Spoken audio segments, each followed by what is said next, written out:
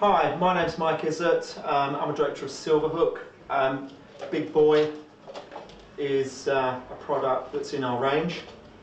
Today we're going to do a repair, hopefully very quickly, to show the advantages of using a Silverhook product to do a repair job on a skirting board. Zoom in, Gary. Down here. Right, no more to do. We're going to get this all prepared. So the first job we're going to do is, part of the reason I bought this tool is because I'm going to use it as a scraper as well. So we'll scrape the old toot off. All the loose material.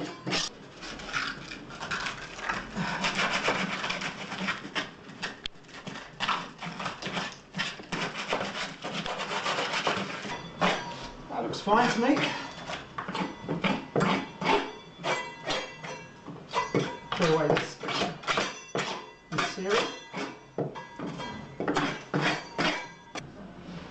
We've got a variety of fillers here. We've got Big Boy metal filler. Now, of course, this isn't metal, so we're not going to use this one. I've got the Big Boy glass fibre, which is the blue tin. If this gap here was larger, then I'd probably consider using this product. Or if the base was glass fibre, that's why I'm putting glass fibre on glass fibre, then again I'd consider this, because expansion, contraction will be the same, less likely to crack out. But we're using different materials here, so I'm not going to use the Big Boy glass fibre hard filler. I've got the green, which is the very fine filler, but this is just skirting board, so I think that's, you could use this as a second coat. You'll see what I mean a little bit later. But skirting board, a bit over top. You could, if it's a very visual area, you could use that. Hybrid filler. Now, this one here, it's the same as the other filler in the fact that it sets within about 5-6 minutes in this temperature. It's got very good adhesive properties. It sands well. A little bit over top for this application. And what I've got is the general purpose red filler. I think this will be perfectly suitable for this job. And that's your product. It's nice paste there. Now what I tend to do is I tend to use the plastic top to mix it up on. If you know what you're doing, you can mix up a fair quantity, but if you're an amateur, it's best to do smaller volumes at a time, because once it starts going off, don't touch it, don't even think of using it. It becomes very unusable.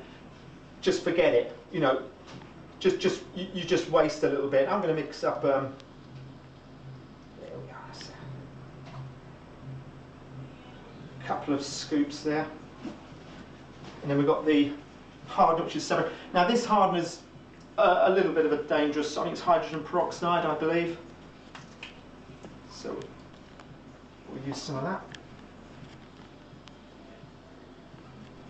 I've used this a few times before, so I know the quantity to use. Now the advantage of using this hardener is that the material becomes a pinkish shade, so you can see when it's fully mixed. Using the, here we're just going to fillet it in.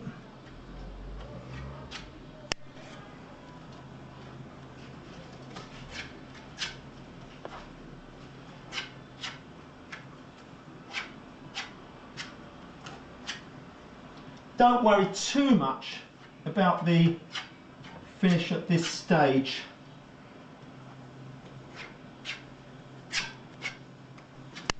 The idea is we're getting the material into the area where it's required,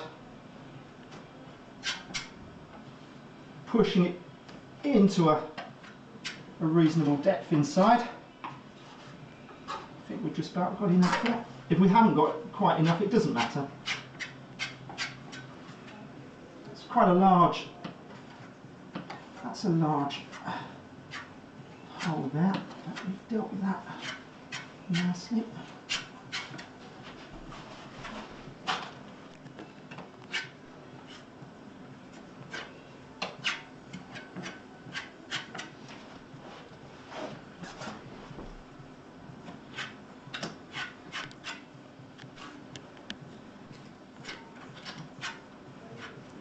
You put plenty of material on the edge of the blade, it can work its way nicely.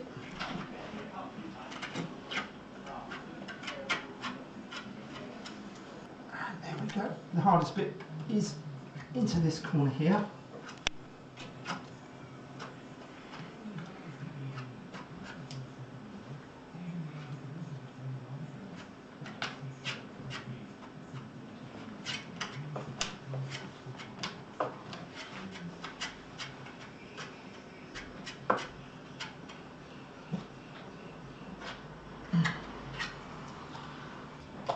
Now's time for a quick cup of tea.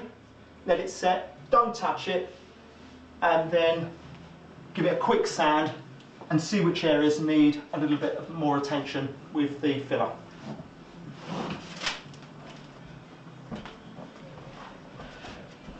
Okay everyone, cup of tea. It's gone off already. You can sand it when it's quite green. This is rock hard now, so not a problem. No chance to have my tea, which is a bit annoying. Sand this off here.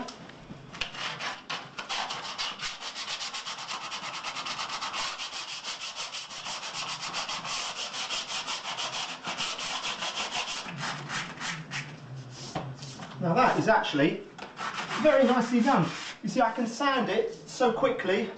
It hasn't collapsed in. If I was using one of the Decorator's Cork and I tried to sand at such an early stage, the material, because there's not a reaction, the process is slightly different.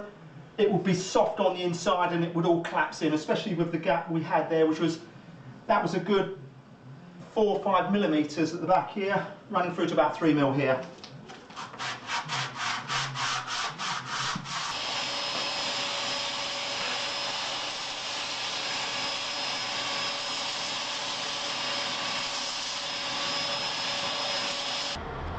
Right, the preparation is all done, which is quite often the most difficult part of the job.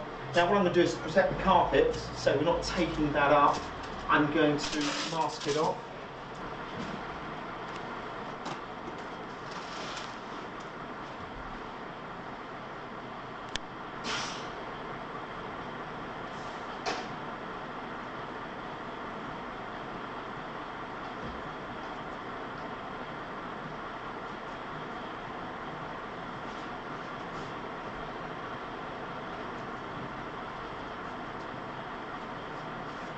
Sometimes two-way, flashing this way and then putting a final brush over the top of that.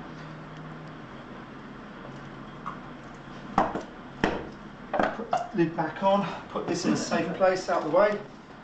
And what we can do is, I could leave this on longer, but pulling away from the carpet just to show that it's job done. Pull that away, very careful with the old tape, pulling it away,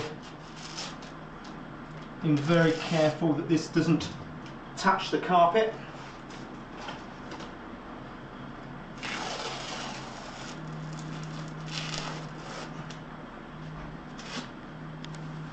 And there we have it, job completely done.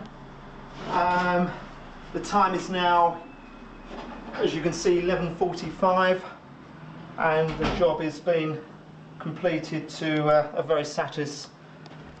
what I regard as a very satisfactory standard.